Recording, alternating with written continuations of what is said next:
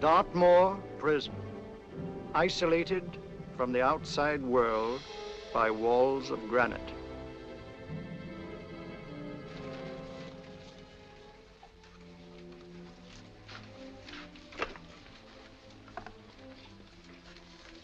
They say you could get out of here by merely telling what you know. You may or may not be another Scotland Yard bloke. But I'll give you the same answer I gave the others. I still have 2 years, 8 months, and 6 days left in which to make musical boxes. That'll be sold at auction for the benefit of this delightful sanctuary. And I intend to sell them.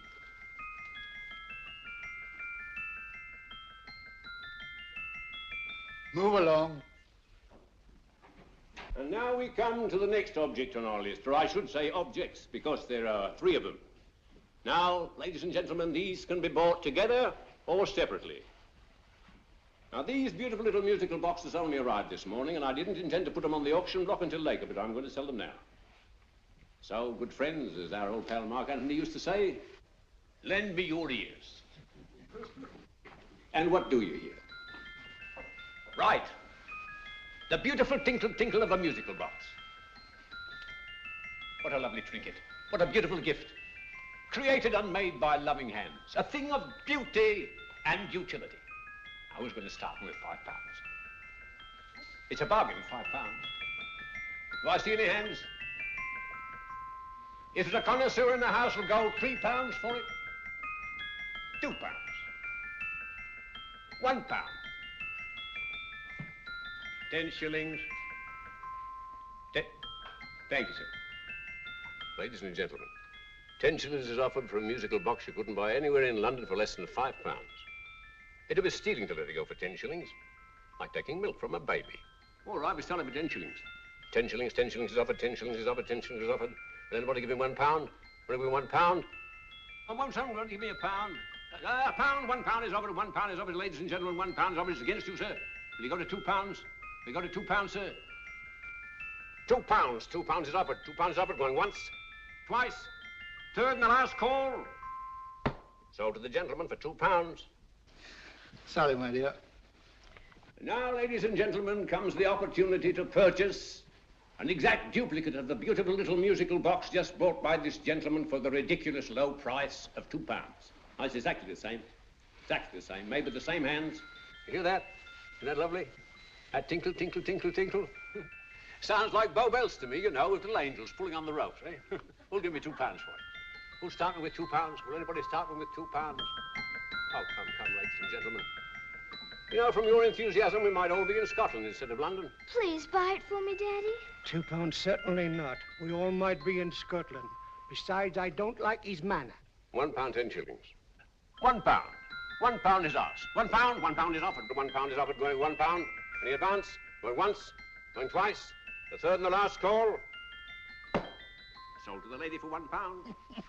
Smart bidding, my dear. Thank you. We come to the third and last of these beautiful little musical boxes. Exactly the same. Tinkle, tinkle. Isn't that lovely? Ladies and gentlemen, I don't bring you here to gull you and swindle you. This is the exact replica of those 2 I just sold before.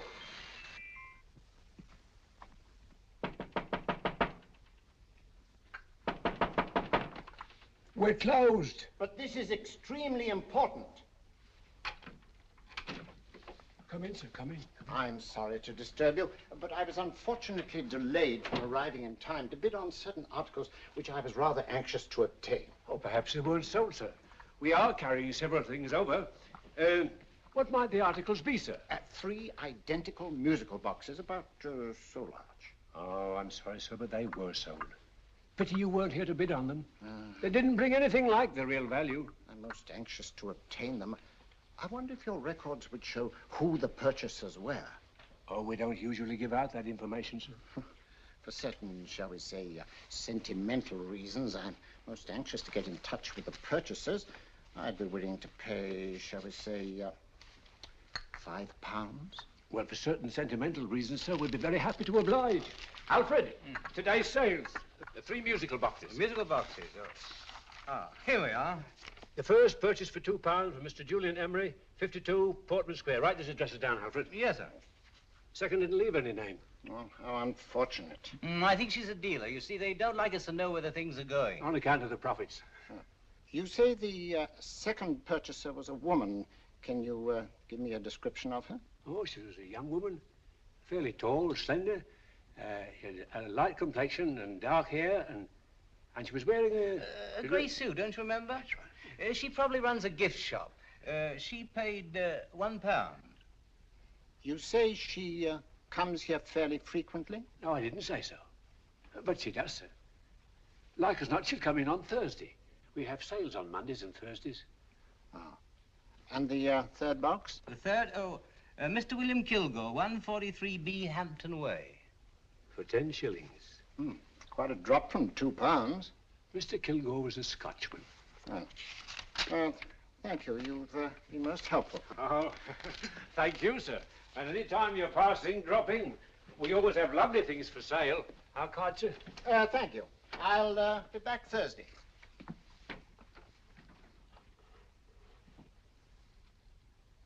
The message reached us too late. Musical boxes are being sold. Well, let's get out of here.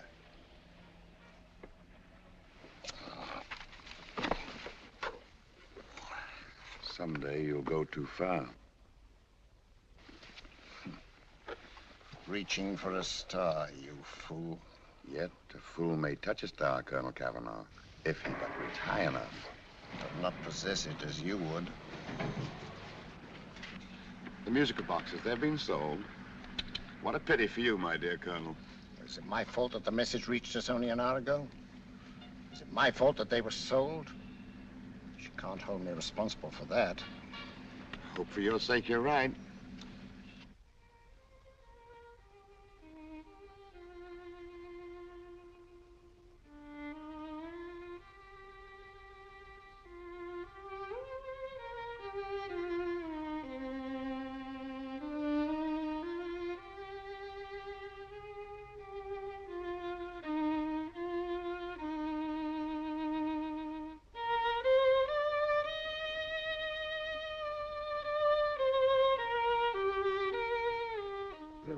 Upon you tonight at 7:45, a gentleman who desires to consult you upon a matter of the very deepest moment.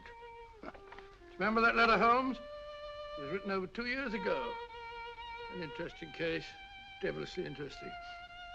Irene Adler. What a striking-looking woman from the brief glance I had of her. Seems only yesterday. What charm. What poise, and what a mind. Sharp enough and brilliant enough to outwit the great Sherlock Holmes himself. I take it the new issue of the Strand magazine is out, containing another of your slightly lurid tales. It is indeed. And what do you call this one? I call it A Scandal in Bohemia. Not a bad title, eh? If you must record my exploits, I do wish you'd put less emphasis on the melodramatic and more on the intellectual issues involved. More on the What do you mean by that? Well, I do hope you've given the woman a soul. She had one, you know. By the woman, I suppose you mean Irene Adler. Yes. I shall always remember her as the woman.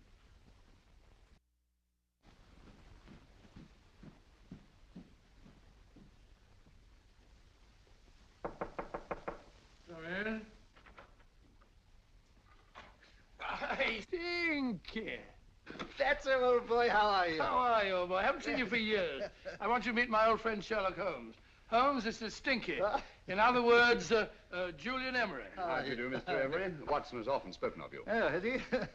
Yes, we were at school together. Yes, more years ago than I care to remember, but you didn't come in here just to remind me of that. No, I just happened to be in the neighborhood and saw your lights burning, so I took the liberty of looking you up. Still writing your mystery stuff? Here's there's a new one out this week. Good, I never miss them. Oh, good, thanks. I say that bandage makes you look very interesting. Still poking your nose into other people's business as usual? Who hit you? I haven't the foggiest notion. Somebody knocked me on the head in my own living room and then proceeded to commit the most idiotic burglary you ever heard of. Fellow must have been balmy as a coot. Balmy? Why? Come sit down, old boy. Hey. You like a cup of tea? Oh? Oh, all right. I'll go and tell Mrs. Hudson about it. Yeah. Why do you say the robbery was idiotic, Mr. Emery? Oh, simply from the fact that with about £5,000 worth of musical boxes in my living room, the thief, who I caught in the act, made off with one that isn't even worth £5. I gather you're a collector of musical boxes. Yes, I am indeed. Some of them are very beautiful, but not the one that was stolen. The thief evidently grabbed the first thing that came to his hand when he heard me coming into the room. Still, it's rather odd, isn't it, that having disposed of you, he didn't pick up something more valuable. Mm-hmm. Was there anything unusual about the stolen box? No, nothing at all. No, I picked it up in the south of France, several years ago. You say you have many valuable music boxes, and yet the thief made off with one that isn't worth £5. Sounds like rather an intriguing little problem. Yes, well, I take it that he was just an ordinary petty thief and didn't know the value. That is a possible explanation, and yet I venture to say that the average petty thief has a more extensive knowledge of the value of objets d'art than the average collector. Well, anyway, that's Scotland Yard's theory. They didn't get very excited about it. That's consistent anyway. I wonder if I might see your collection, Mr. Emery. Oh, of course you could, yes. Nothing a collector likes more than showing off his trophies. When would it suit you? No time like the present. Good. My place is just round in Portman Square. Shall we? Yes, right. Hello? Where are you going? Stinky hasn't had his tea yet. Oh, I'm sorry. We're going round to my place, where I'm going to give you something better than tea. Now, this one was made for Louis XV, and is one of the very few still in existence from that period, and a particularly fine specimen at that. Charming, isn't it? Quite. They all sound to me like a lot of mice running about on a tin roof. I'm afraid you have no ear for music, Watson. Give me a good old band playing a rousing march. You'll have all your silly little tweets.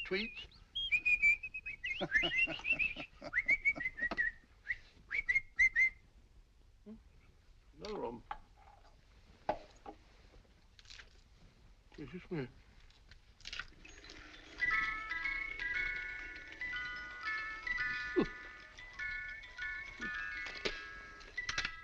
Stupid thing. Singing rabbit. What would you say offhand is the value of a box like that, Mr. Emery? Well, it's hard to say offhand, but I think we'll bring about £500 or £600 today. It's the gem of my collection. Yet a thief who steals an oddity like a musical box passes up one worth £500 for one of almost no value at all. Odd. Very odd. What was the stolen box like, Mr. Emery? Oh, just a plain wooden box about so big. Mm-hmm. As a matter of fact, I have one over here almost exactly like it. I picked this up yesterday at an auction room in Knightsbridge. Paid only £2 for it. Of course, I wouldn't in the ordinary way add one like this to my collection, but the tune intrigued me. I'd never heard it before.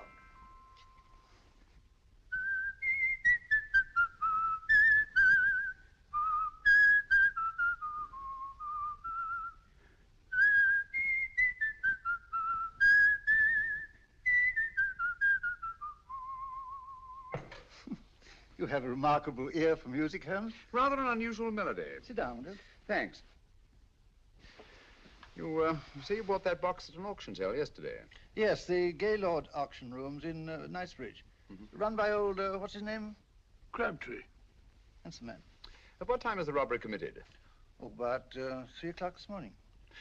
You know, Mr. Emery, that box and the robbery might well be cause and effect, especially since you say that the stolen box outwardly resembles this one a great deal. And Scotland Yard were not particularly interested, eh? Oh, yes, but I wouldn't blame him for that, especially as I told him I was quite unable to describe the thief, except, of course, for the fact that it was definitely a man. All you remember is that you came in here and someone struck you on the head. Yes, and the next thing I knew, my man was trying to revive me. It might be wise for you to put that box away somewhere and lock it up. Oh, I don't think that's necessary. Besides, everything's insured.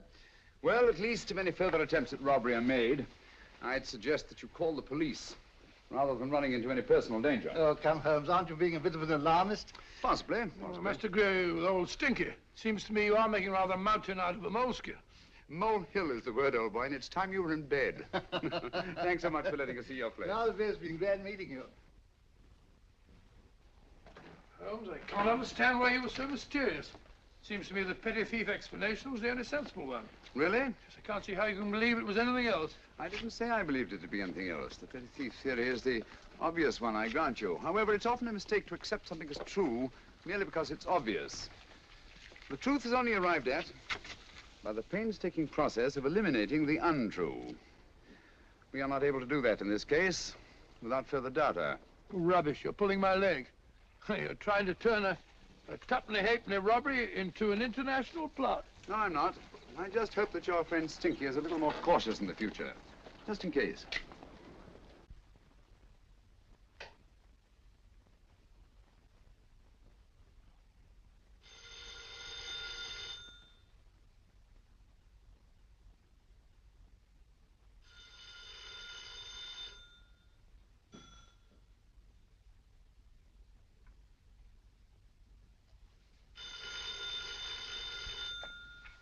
Hello? Yeah? Julian Emery here. Who? Why, of course I remember you, Mrs. Courtney. Yes, you're the one bright spot at that appallingly dull affair of Lady Sanford's. Huh? Of course it isn't too late to come around.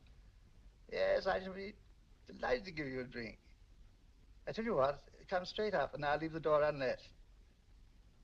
Right, well, 15 minutes? Good.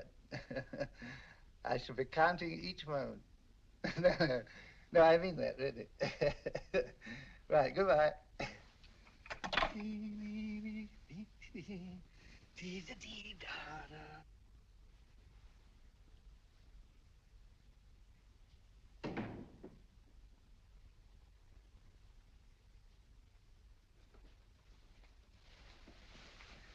Boo! Oh, you startled me. Did I? Yes. Must be the pixie in me. I know I shouldn't have called you so late, but I was at a party just around the corner, and I remembered your invitation to see your collection of musical boxes. My dear Mrs. Courtney, pleasure is all the greater for being so unexpected. My friends call me Hilda. Thanks. Mine call me Stinky. Stinky, how quaint.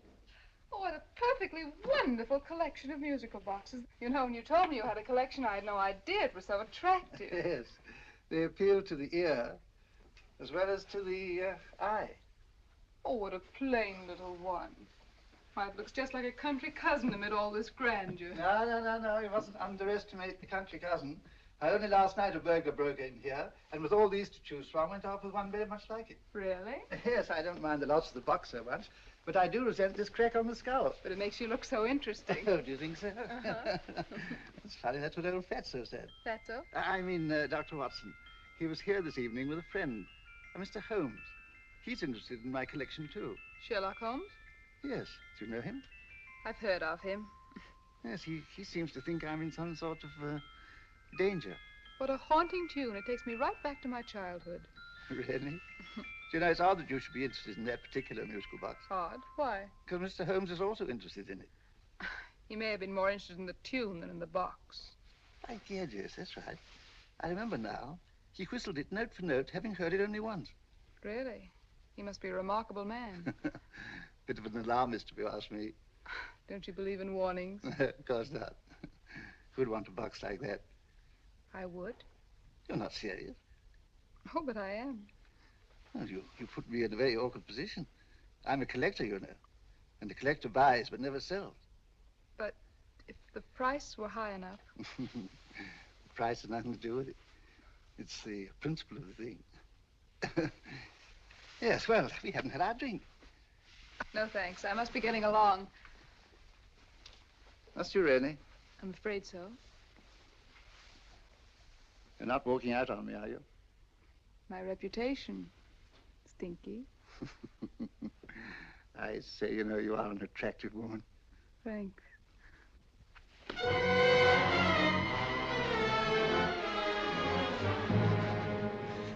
You fool.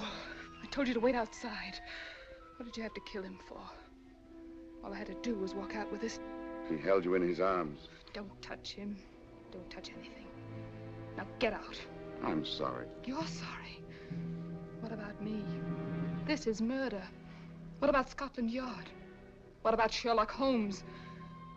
Now get out!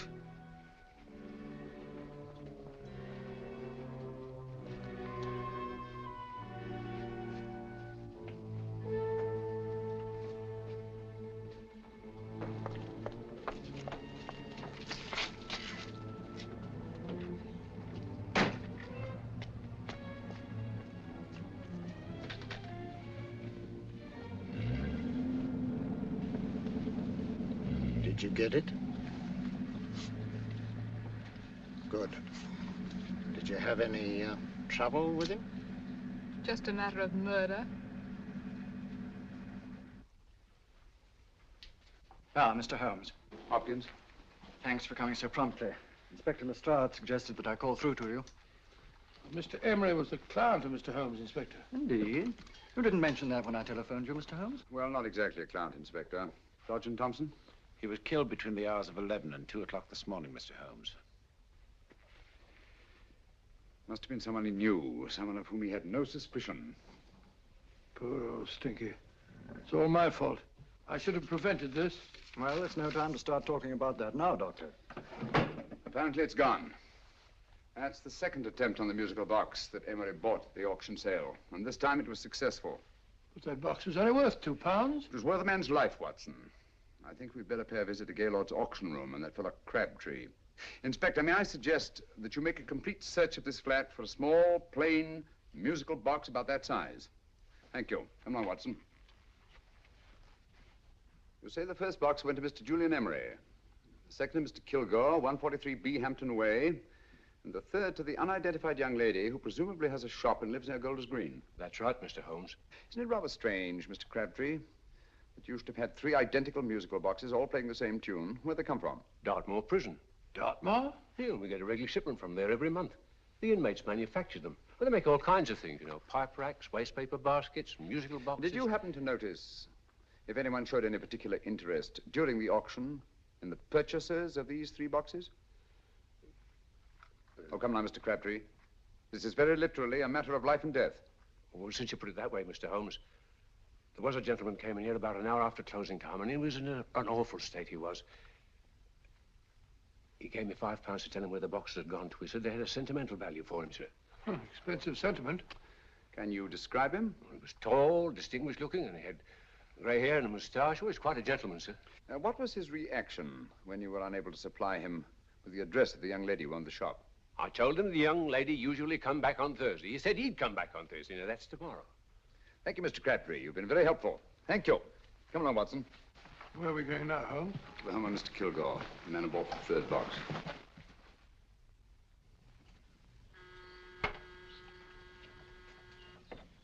But hang it all, Holmes, how do you know those other 2 musical boxes are of any importance? I don't, but I certainly have no intention of waiting until the owners are murdered to find out.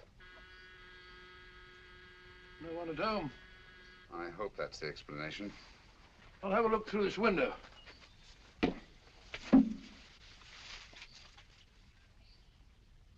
Doesn't seem to be anyone there. The whole place seems deserted as far as I can see. Yes. Mr. and Mrs. Kilgore at home? No. When do you expect them? Oh, in an hour or so. There's no use you're hanging about. They don't buy nothing from peddlers. Peddlers? My good woman, this is Mr. Sherlock Holmes. Sherlock Holmes? Oh, go on. Do you mind if we come in and wait? My business is rather urgent. Well, I've got to go out and do my shopping. And I don't know as Mrs. Kilgore'd like any strangers nosing about. Quite all right, I assure you. Well, I've got to be off. You two wait in the parlor. And no smoking either. Mrs. Kilgore says it smells up the house. Funny old girl, Holmes.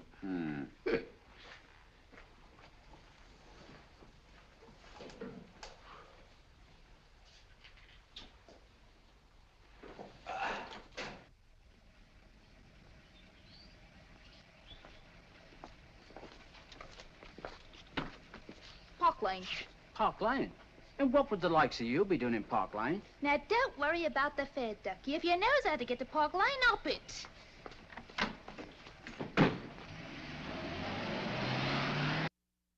You know, Holmes, I've been thinking. There must have been something hidden in that box of old Stinky's. Stolen jewelry, possibly. What's up, Holmes? Listen. What's just the steam in the water pipes?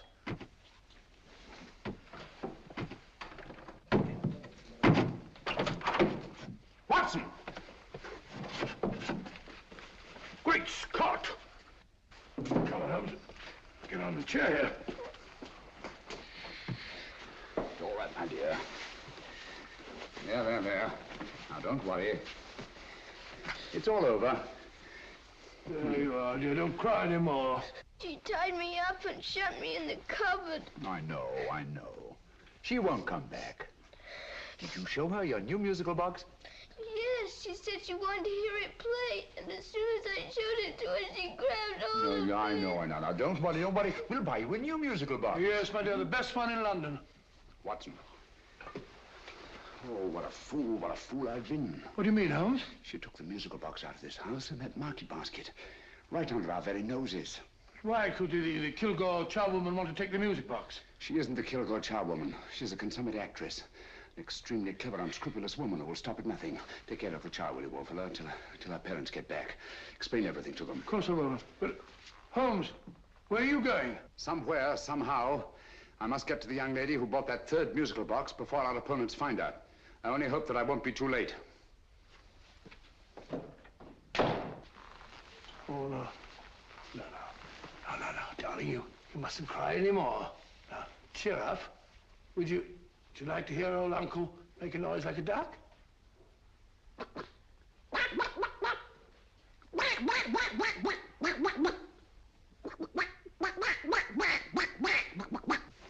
Oh, sorry.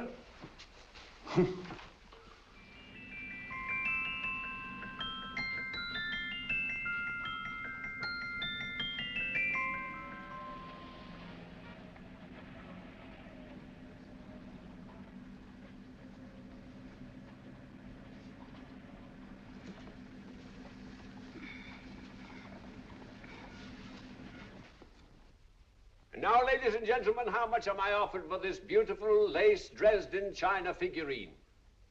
A lady of the French court. Now, this is the genuine article. What a beautiful ornament for your mantelpiece. Or you could use it as a centerpiece on the dining room table. Now, will somebody start me for £10? Will somebody start me for £10? £8?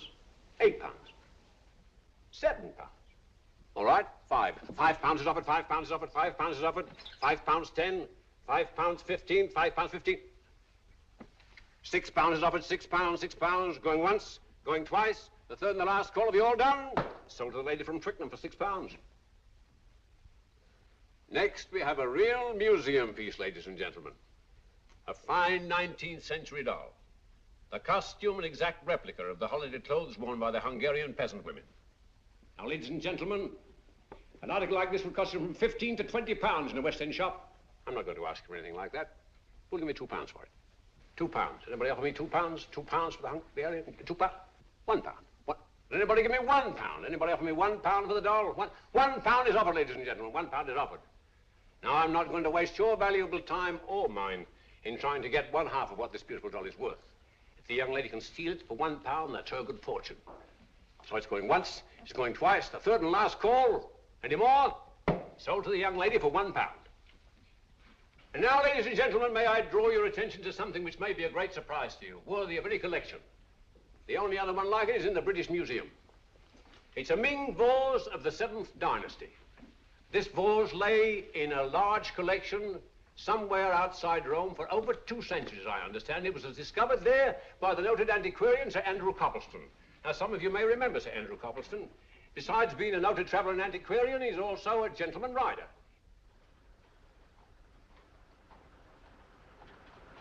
The girl with the parcel in her hands, that's her. Are you sure that's the girl? Well, she fits perfectly the auctioneer's description. Follow her, Hamid.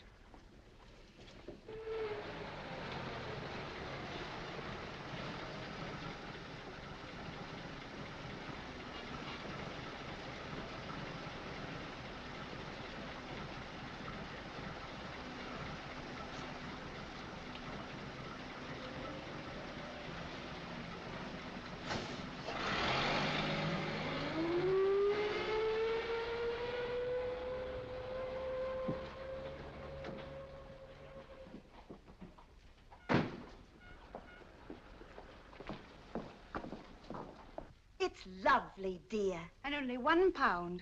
We can get at least 3 for it. Easily. I'll go make some tea. I could do with a cup. Right.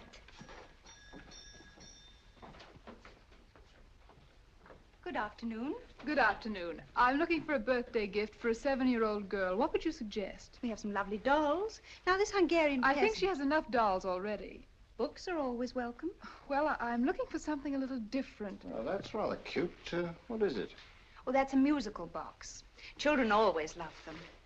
And this is an exceptionally nice one. It plays many tunes.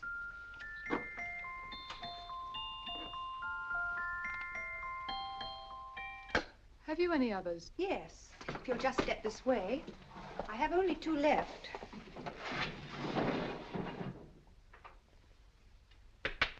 How nice.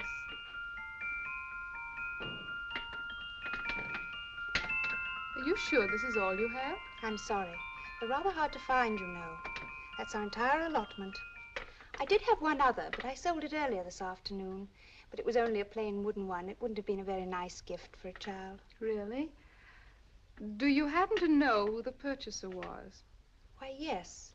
He left his card, just in case anyone should inquire for him.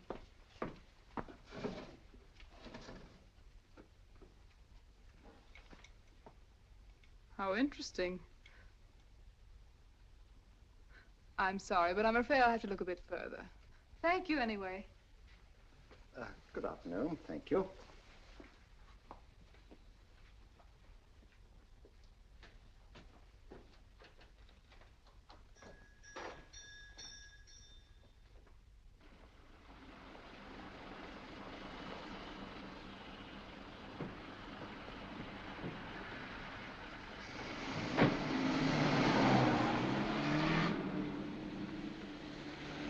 Heavy! Follow that cab. Here now, what? Scotland Yard. Hop in.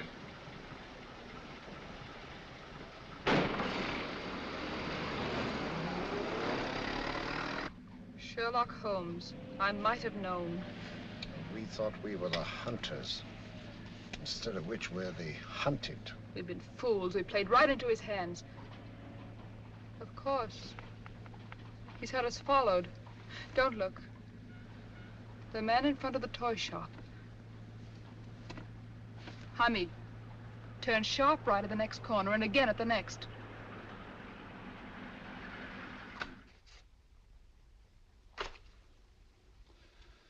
No photograph of her, Commissioner, as I expected. She's not a known criminal. But how do you expect to know if you do find her? After all, she was disguised as a charwoman. Don't worry, old fellow. If I ever see her again, I'll recognize her.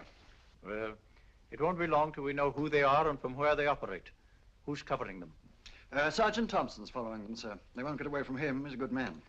We could have arrested them at Clifford's toy shop if we had any proof. But we know that they killed Emery. Proof, my dear fellow. We must have proof. We have x-rayed it, sir. There's nothing whatever concealed in the box. We'll have a look at the plates.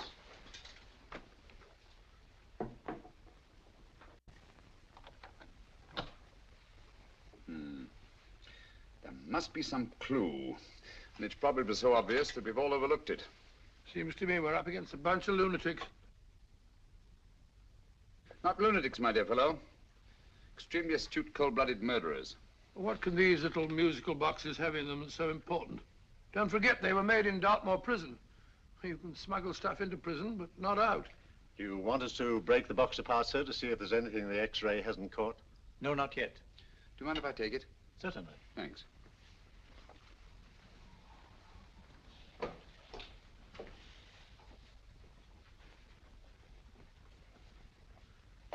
The governor of Dartmoor Prison informed us, sir, in answer to Mr. Holmes' question, that all 3 musical boxes were made by the same convict, John Davidson, serving a 7-year term, sir. Davidson? The Bank of England plates. That'll be all. Yes, sir. Now we're getting somewhere. Wait a minute. How did you know about the plates, Mr. Holmes? I'm a student of crime, Inspector. I make it my business to know about such things. And when the name of Davidson was mentioned... Well, who is this fellow Davidson? As long as Mr. Holmes seems to know all about it already, I suppose there's no harm in telling you. 2 years ago in London, there occurred a robbery of such tremendous importance, although the stolen articles themselves have no intrinsic value whatsoever, that the Home Secretary was instrumental in seeing that not a word of it appeared in any newspaper. But you never told me anything about this, Holmes. You were away at the time. Articles of no intrinsic value and yet of such importance? I don't understand. Davidson was apprehended within 15 minutes of committing the theft. But by that time, he'd hidden the articles in question and they've yet to be found. Before going further, Dr. Watson, I must inform you that this matter's not to be mentioned outside of this room. Of course not. Do I look like a man who'd gossip? Let's not go into that now, old fellow, shall we? Davidson had been employed for years in a position of extreme trust by the engravings department of the Bank of England. The articles he stole were nothing less than a complete duplicate set of plates for printing £5 notes. What? The Bank of England's own plates? Precisely. And with those plates, a gang of crooks could flood England with £5 notes, not forged in the usual sense of the word, but notes undetectable from genuine Bank of England notes in any way whatsoever. Good heavens. Any whisper at all might have resulted in enormous damage in shaking public confidence in the Treasury. We tried everything after we arrested Davidson. Offered him a shorter sentence if he'd tell us where he'd hidden the plates. Why, we even put in Scotland Yard men with him as cellmates, but no results. Obviously, Davidson's a man of strong character and infinite patience. Yet suddenly he feels impelled to smuggle out the secret of the hiding place of the plates to his confederates. Why? I don't understand, Mr. Holmes. Well, for example, has the Bank of England made any plans to radically change the design of the £5 note so that in, say, 7 years from now, notes made from the stolen plates would be worthless? Confidentially, Mr. Holmes, such a move was discussed. But replacing all the £5 notes in circulation would be such a Herculean task that nothing's been done about it as yet. I see. Of course, there is another possible explanation. Davidson didn't have much time to find a hiding place before he was captured. He may be afraid that the plates will be accidentally discovered before he's released. Hence his anxiety to communicate their whereabouts to his confederates as soon as possible. I believe you've hit it, Mr. Holmes. I'm sure that the message is contained in this musical box. Or rather, in all 3 musical boxes, since possession of all 3 seems to be essential. Our opponents have 2/3 of the puzzle, we have 1/3. Well, what are you going to do, Holmes? Try to deduce the message from the 1/3 that we have.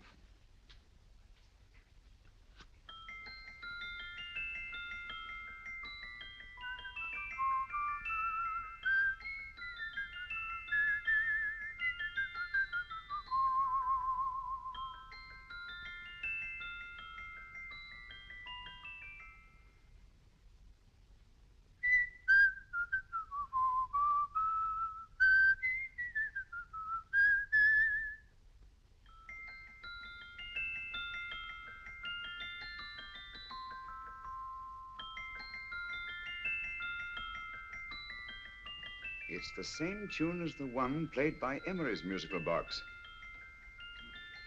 And yet it's different. Sounds the same to me. The tune. Somehow the tune is the key to the mystery. It must be the tune. Otherwise, why use 3 musical boxes to convey the message? Why not collar boxes or shoe boxes? Yes? Oh. It's for you, Inspector. Oh, thank you, sir. Inspector Hopkins speaking. What? Where? Golders Green Station reports they've just found Sergeant Thompson's body. From the tire marks on his clothes, he was apparently run over by a taxi. What an unfortunate accident. Not an accident, my dear fellow. I'm afraid it's murder. Never know just who you're going to meet when you're walking down a busy London street. Mrs. Hawkins, Mrs. Brown, any subject of the crowd. Oh, you never know just who you're going to meet. So you better hold your topper in your hand, just in case you meet a lady on the Strand. Girls will think you're kind of sweet, and your day will be complete. Oh, you never know just who you're going to meet. Now, a gentleman is judged by his appearance. Yes, a gentleman is judged by how he talks. Now, he's much better off when he's acting like a toff, especially if he's taking him a walk. What on earth is this outlandish place? A rendezvous for actors. Actors? Buskers, old boy. You've seen them 1,000 times. Actors who entertain the queues, waiting outside theaters. Who you're going to meet when you're walking down a busy London street. So you better wear your best velvet pies to look your best, 'cause you never know just who you're going to meet. So you better keep your manners right in view, just in case a lie gives a how'd you do. Keep your trousers in a pleat, shine your shoes and keep them neat, 'cause you never know just who you're going to meet. Blimey. Mr. Holmes. How are you, Joe? Never met him. And yourself? Fine, thank you. I want you to meet a friend of mine, Dr. Watson, Joe's sister. Oh, well, any friend of Mr. Holmes is a friend of mine. Hi, Joe. He did me a good turn once that I'll never forget. Yes, I cleared Joe of a most unpleasant charge. Murder, no less. Oh, really? By proving to the satisfaction of the police that he was busy at the time blowing open someone's safe. That's right, Governor. Good gracious me. Joe, now you can help me. Come on, buzz off, buzz off. Come on, up it, up it. Can't a gentleman have some peace and quiet around here? And you too. There you are, Mr. Holmes. Now we can have some peace and quiet around here. Thank you, Joe. There's £5 in this for you. Well, I wouldn't want to take it on myself, sir, but I can get somebody to do it for you for half of that. You don't know what the job is yet. For £5? Murder, ain't it? What? No, Joe, not murder, just music. I want you to identify a song for me. Oh, there ain't a song that's been written that I don't know. That's why I came to you.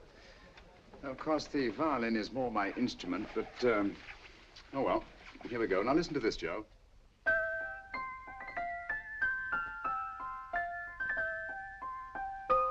Wait a minute.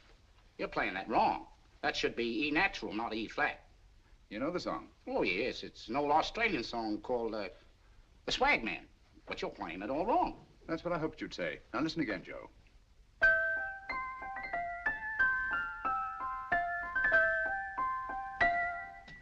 That's the same tune, all right, but you're making different mistakes than you did the first time.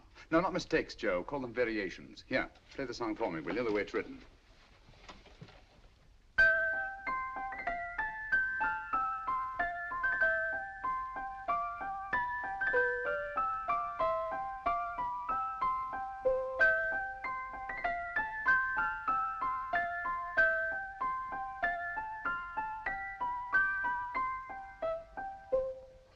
There you are.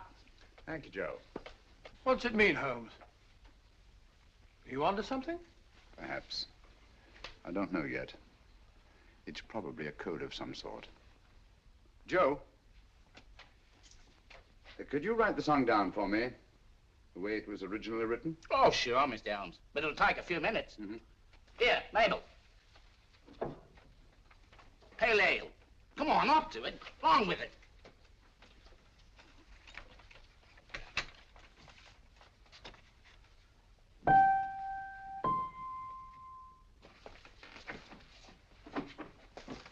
Well, obviously it isn't the lyrics. No combination of those words made any sense at all. The variations in the way Emery's musical box played the tune are different from the variations in the one we have. You sure? Quite.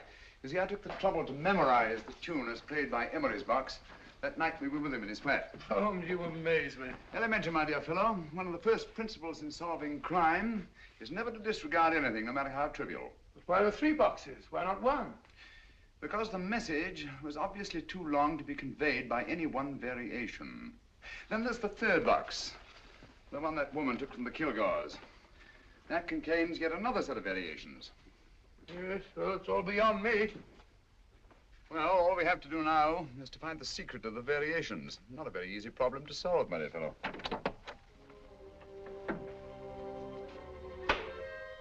Hello. What's up? We've had company.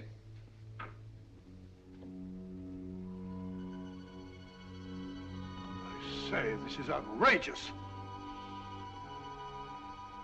Ask Mrs. Hudson to come in here, will you? Right.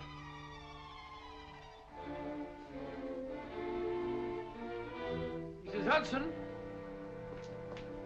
Yes? Oh, there you are. Will you come up here at once, please? Oh, coming, sir.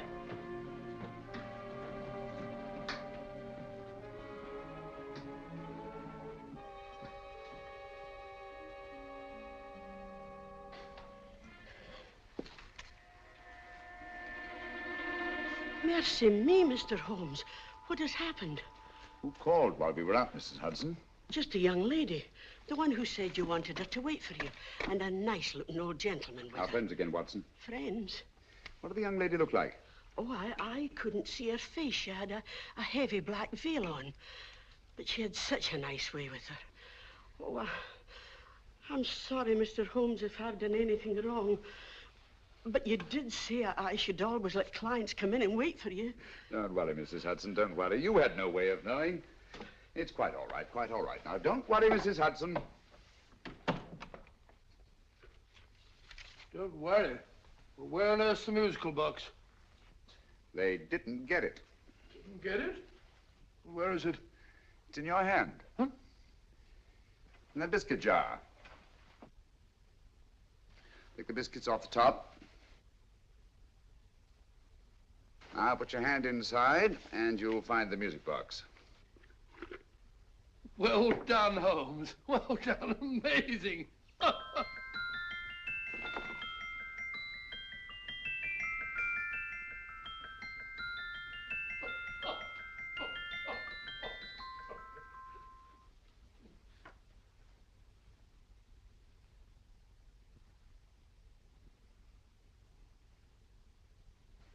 Whew. Nice fresh smell. Like a pub after closing time.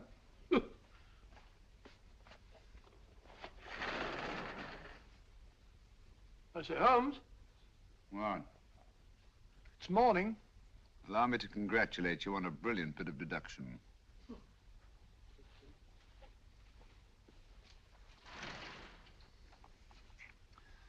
It's not a transposition, not a polygraph transposition, not a trigraph, nor any known form of decoding. How about the Morse code? Have you tried that? Yes, at about 3 o'clock this morning. I'm sorry, old man. I was only trying to help.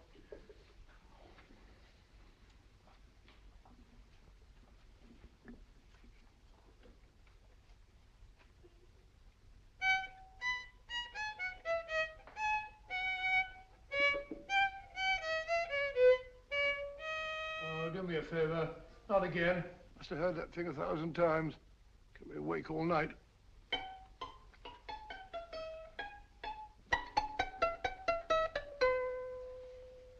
Not a very distinguished composition, I grant you. You know perfectly well I don't know one tune from the other. When I was a kid, my people tried to have me taught the piano. I've always felt sorry for that old teacher of mine. The poor old girl finally reached the point of numbering the keys for me. 1, 2, 3, 4. Even then, I never progressed beyond... Numbering the keys, Watson. The 19th key of the keyboard is the 19th letter of the alphabet. S. Here. Write it down when I give it to you, old fellow, will you? The first altered note. Write S first. Now, the 8th key is H. The 5th key, E. The 12th key, L. The 6th key, F. S-H-E-L-F. Shelf. Your piano lessons were not in vain, old fellow. You've solved it. Thank you. Thanks, old bean. Hold it. We now have 2/3 of the message. Behind books, third shelf, secretary, Dr. S. Presumably, these are the first and second portions of the message. And this gang has the first and third parts of it. Precisely. Then it's a stalemate? Yes, Commissioner, but we can't leave it like that. There's no doubt in my mind that they'll try to secure our third of the message that's missing. Well, I assume you've taken every precaution to guard the Clifford music club. Oh, yes, it's carefully hidden at Baker Street with Dr. Watson on guard. However, I'm reasonably certain that, difficult as it may be, we can find the plates even without the missing part of the message. Behind books, third shelf, secretary, Dr. S. Well, outside of the fact that Davidson hid the Bank of England plate somewhere in London, Mr. Holmes, I don't see that we've progressed at all. Allow me to point out to you, sir, the key words Dr. S. It looks as if the plates were hidden in the house of the doctor. Whether S stands for his first or last initial remains to be determined by a process of elimination. Well, there must be 10,000 doctors in London with S for a first or last initial. Precisely. And every one of them will have to be questioned in person. That's why I say this is a task for Scotland Yard. It's a task, all right. But Scotland Yard has searched worse haystacks and found the needle. Well, for the time being, I'll leave the matter in your hands, gentlemen. We'll call you if and when we get a lead on our mysterious Dr. S. Thank you. In the meantime, I intend to follow up a little clue concerning a cigarette.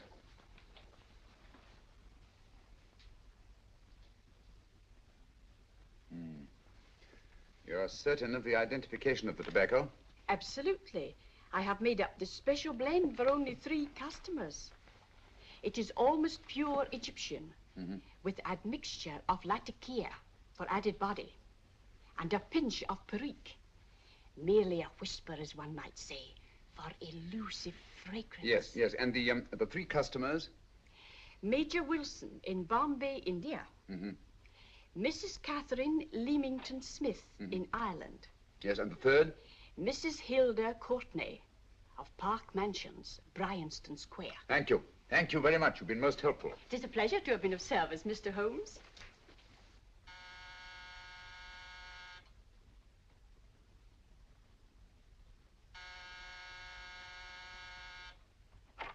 Yes? Mrs. Courtney? Yes. My name is Sherlock Holmes. Oh, do come in. Thank you. I've heard of you, of course, Mr. Holmes. I believe we have a mutual friend in Sir Edward Brookdale. He's spoken to me of you quite often. Indeed. And to what good fortune am I indebted for this visit? I think you know Mrs. Courtney. Well, I did get a summons for speeding last week. But outside of that, I don't think I'm of any interest to the police. Oh, come now, Mrs. Courtney. You seem to forget that you and I have met before. I'm sorry. I'm sure I would have remembered meeting the great Sherlock Holmes. Please sit down. Thank you. You say we met before. Yes. At the home of Mr. and Mrs. Kilgore, 143B Hampton Road. Kilgore? I don't think I know anyone of that name. Well, I didn't say you knew them. As a matter of fact, you called on them when they were out. I don't understand, Mr. Holmes. Really? And you were dressed rather differently. Indeed. Cigarette? Thank you.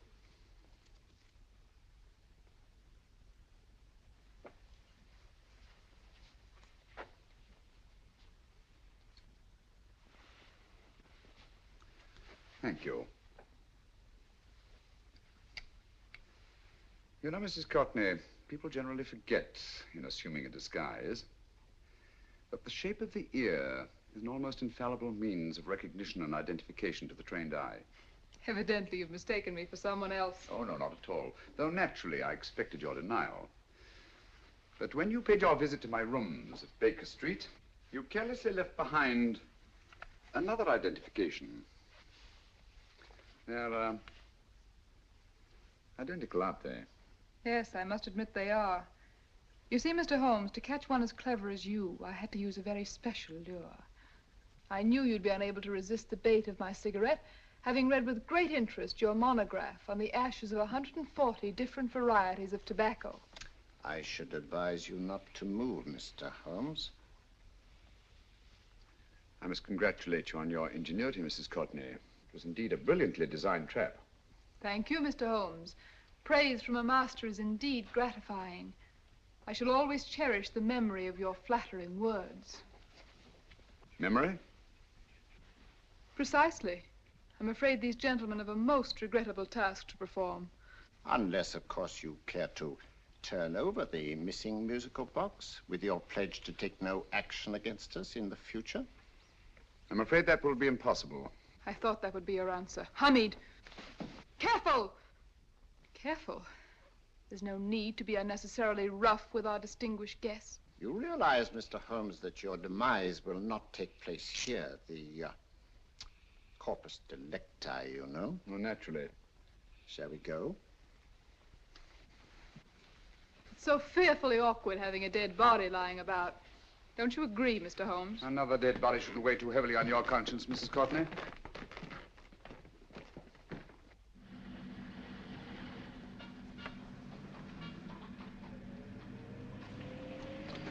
You mind if I have a cigarette? Don't see why not.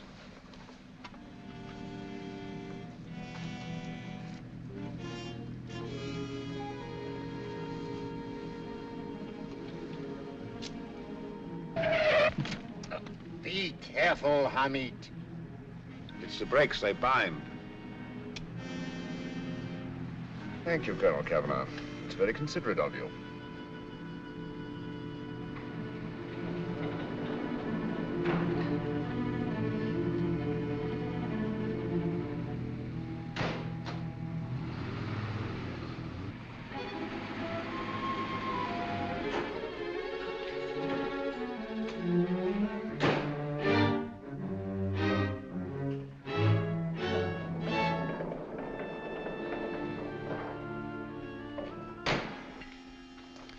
You'll be happy to know, Mr. Holmes, that your death will be a painless one.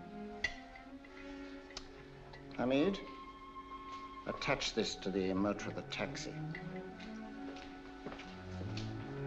That little attachment, my dear Mr. Holmes, contains the deadly fluid known as monosulfide. The Germans use it with gratifying results in removing their undesirables.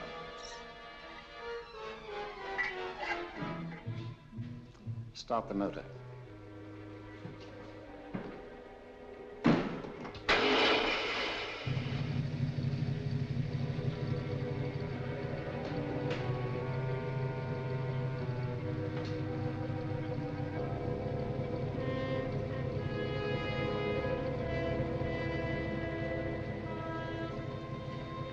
Tape his mouth.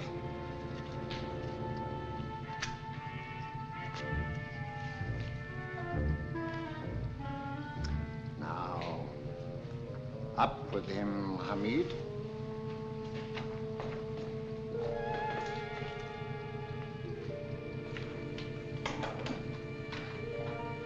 You find yourself like Muhammad's coffin, Mr. Holmes, suspended between heaven and earth.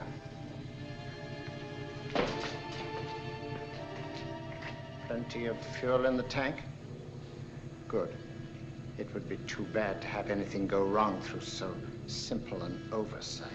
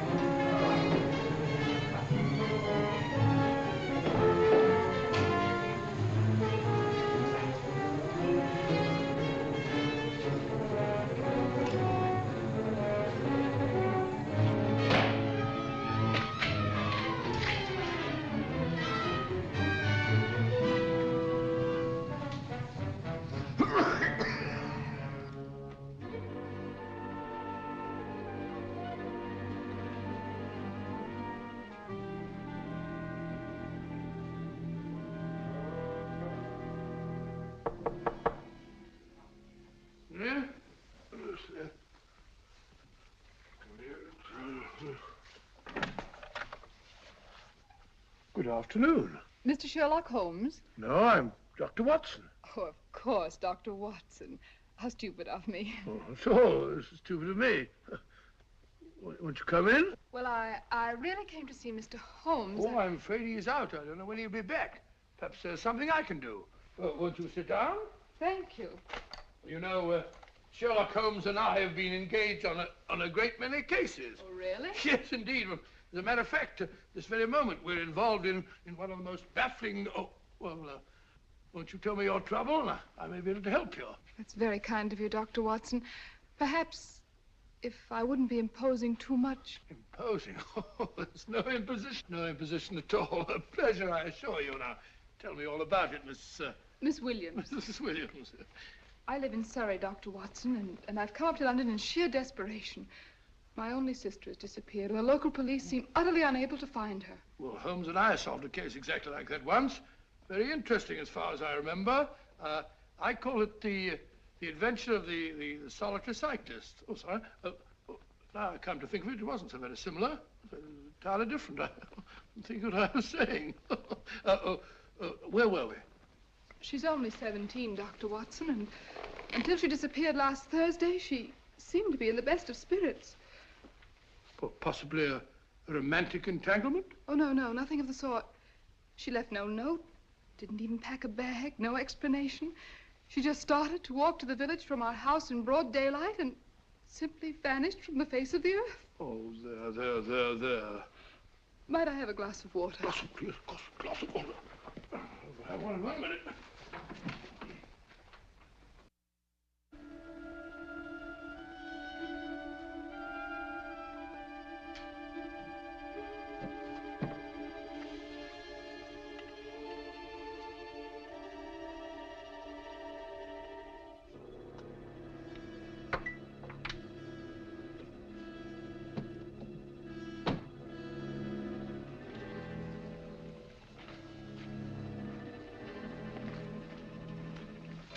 There you are, my dear. Thank you, Dr. Watson. No, you're not to cry anymore. You must pull yourself together. I feel much better already knowing that you're going to help me. Oh, Dr. Watson, look! Good heavens! Oh. Get through the fire brigade, quickly!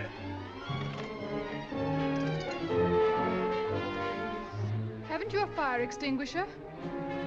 By Jove, we have in the kitchen.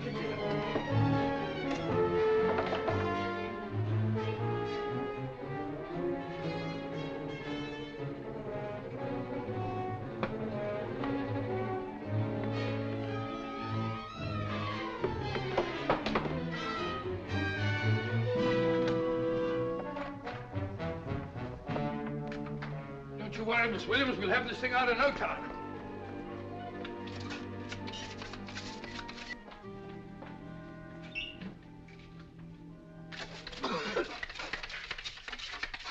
That's got it.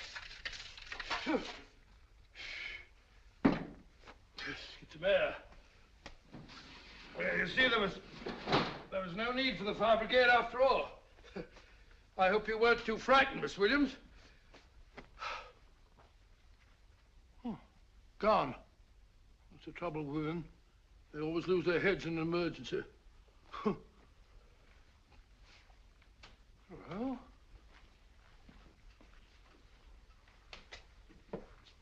a musical box. Great Scott! Miss Williams!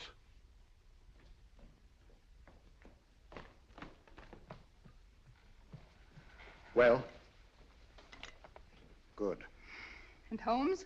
By now, Mr. Holmes has no doubt exchanged his violin for a harp. Always assuming that heaven is his destination. And now that we have the missing musical box.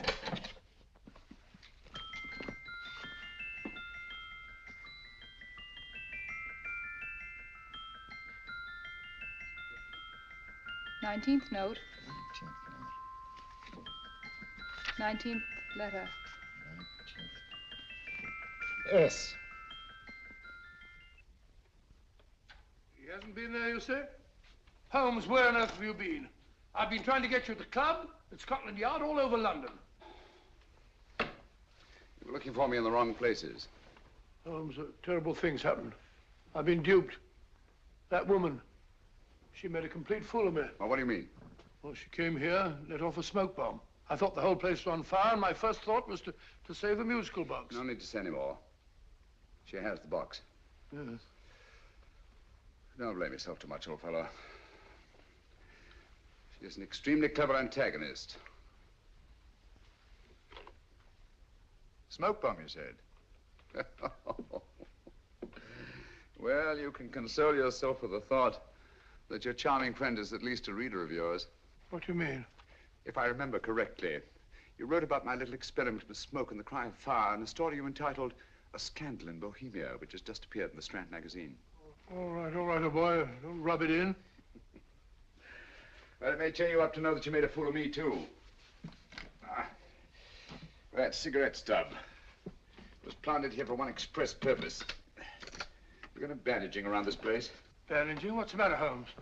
You hurt? Explanations will have to wait until later. At the moment, we're faced with a problem which I fear is insurmountable. Come over here, old boy, will you? Right. Our opponents are in possession of all three parts of the code. And here are we, while the Bank of England plates pass into their possession. Cheer up, old fellow, cheer up. As Dr. Samuel Johnson once said, there's no problem the mind of man can set that the mind of man cannot solve. What's that, old fellow? I was just quoting Dr. Samuel Johnson. He said there is Thank you, Watson. Thank you. Leaving the front reception room, we come into the main hall, where Dr. Johnson was in the habit of passing through to have his meager meals in the dining room opposite, in company with his friend and biographer, James Boswell. We will now pass up the stairway, which remains in its natural wood finish, just as it was when the good doctor was here. The framed etching on the wall is believed to have been presented to Dr. Johnson by the distinguished painter, Sir Joshua Reynolds.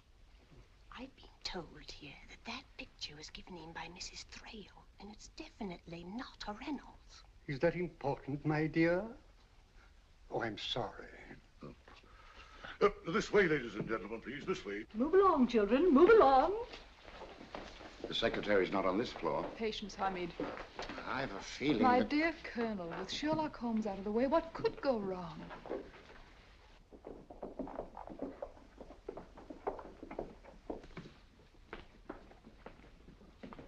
And here we have the Garrett Library, in which Dr. Johnson wrote his famous dictionary, and in which you will see also many of the great man's books and other items of interest. Step forward, ladies and gentlemen, please, step forward. Standing in the corner is the secretary, which contains many of the original works by the literary genius. On this table, Dr. Johnson's cat, Hodge, used to sleep while his master worked. A strange thing about this cat, ladies and gentlemen, was its love of oysters. They do say that the dear doctor often went hungry to find the cat that delicacy. What a pity. Now we will visit the grey room, which is immediately below us, in which you will see the very bed in which Dr. Johnson died. What did he die of? Gout. Just gout. This way, ladies and gentlemen. Mind the steps, please.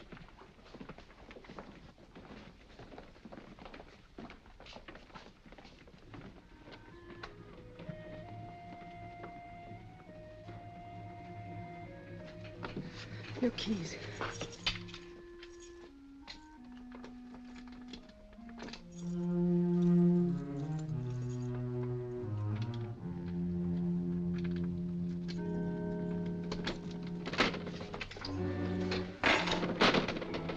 Third shelf up.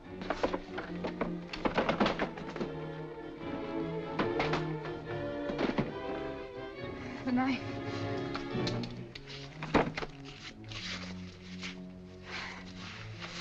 Gentlemen, the Bank of England plates. Well, Mrs. Courtney, so we meet again. No, I shouldn't do that if I were you, Colonel Cavanaugh. I must congratulate you, Mr. Holmes. You're far more clever than I thought. Thank you, Mrs. Courtney. Praise from you is indeed gratifying. I shall always cherish the memory of your flattering words. Memory? Oh, thank you. And now I have a most regrettable task to perform.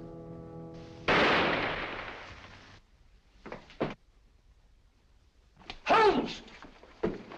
Coming, Holmes! Holmes, you all right? Perfectly, thank you, old fellow, but I think this gentleman on the floor requires some medical attention. We must see that he looks his best, you know, when he's hanged. Take them in charge.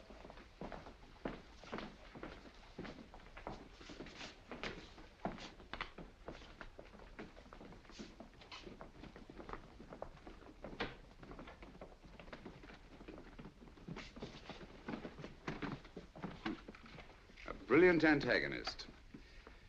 It's a pity her talents were so misdirected.